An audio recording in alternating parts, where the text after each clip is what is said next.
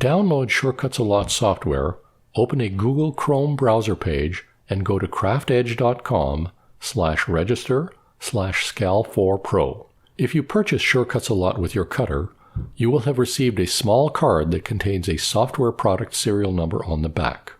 The website will ask you to enter your name, your email address, and the serial number that appears on the back of your card. Here you can see an image of what the back of the card will look like. Once you have entered all your details, press the Submit button. Click on the download that applies to your operating system to start the download. In this case, we will be downloading the Macintosh version.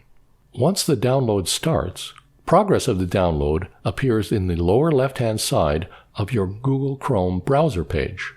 When the file has finished downloading, you can click on it to open the Downloads directory that now contains the software package. Click on the package to begin the install process. Read and accept the end-user license agreement, and then decide the location on your Mac where you would like the software to install. In some cases, your Mac may ask you to provide a local password for your computer before allowing new software to be installed. In this example, the Mac we are working with does not need a password. Once installed, you can either keep the download package or simply move it into the trash. The first time the software launches, you will need to activate it. To activate your software, enter your name and the same software product serial number you used before during the download.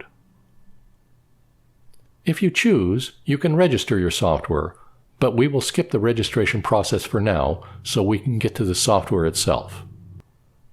Along with icons and controls along the top and left side, the software will show a 12x12 design area, a library of shapes that you can drag and drop onto the design area, and an area on the right-hand side to show context-sensitive information about the current object you are working on.